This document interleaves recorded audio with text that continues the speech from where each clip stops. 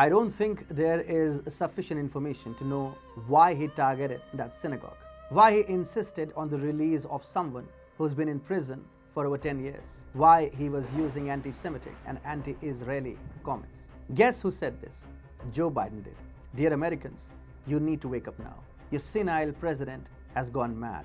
He's your president, and he's saying he has no clue about the attack at a synagogue in Texas. You expect him to protect your country? He cannot. And Pakistan knows this, which is why it is attacking the United States. Yes, Pakistan is behind the Texas attack. Hi and welcome to TFI Global, the foreign affairs and geopolitical analysis arm of the TFI Media Group. I'm your host Atul Mishra, and in this video, I will tell you about the hostage crisis in the US that was actually the handiwork of Pakistan. Let's begin. A synagogue in Texas, United States, came under attack on Sunday. A gunman had taken 4 people hostage. The day-long siege at the Congregation Beth Israel Synagogue in Colleyville ended in gunfire with all hostages released unharmed and with the suspect dead. Safe to say, Pakistan has conducted yet another terror strike in the United States. 9/11 was an act of Pakistani terror as well. The problem is, mainstream media in America will not put it out so bluntly. The hostage situation in Texas was not some crime which American society needs to take lying down. It was an act of terror, and Pakistan needs to be punished for the same. Well, it's simple. The United States has something which Pakistan wants for over a decade. It's a woman. A woman who tried to kill FBI officers and US security officials. She is currently serving an 86-year sentence in an American prison. Her name is Afia Siddiqui. Afia Siddiqui is a Pakistani neuroscientist who studied in the United States at prestigious institutions, Brandeis University and the Massachusetts Institute of Technology.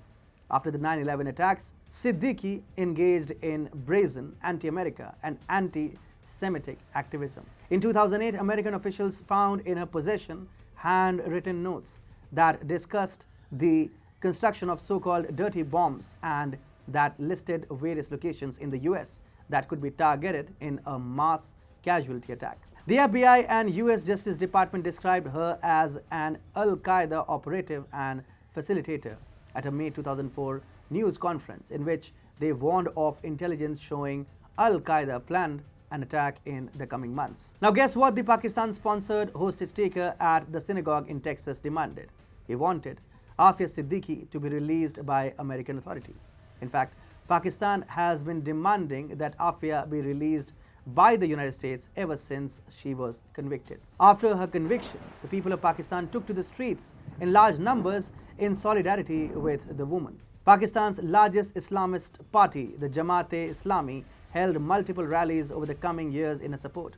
Television shows were dedicated to campaigning for her release, featuring her sister and children.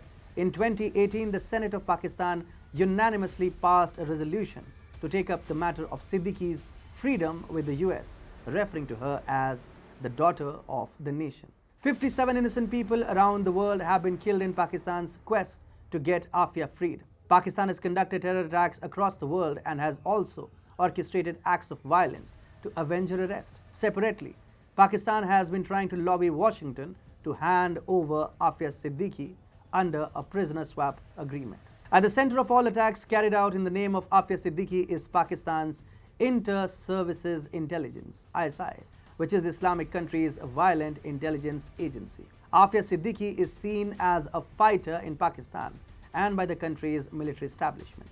It is for this reason that for the past 10 years, people have been blowing themselves and others up for the cause of Afia's freedom.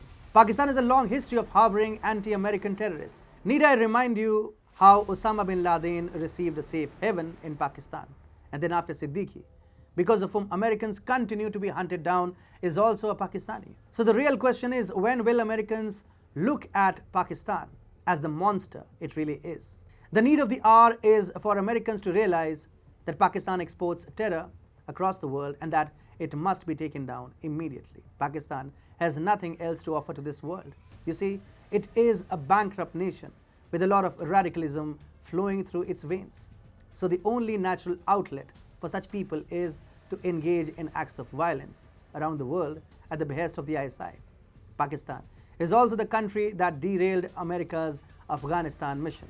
Islamabad supported the Taliban, and it really cost America everything in the war-torn country. 20 years of fighting went to waste only because Pakistan backstabbed the United States, all while orchestrating attacks against it. If the attack in Texas does not wake Americans up to the threat of Pakistan, nothing really will.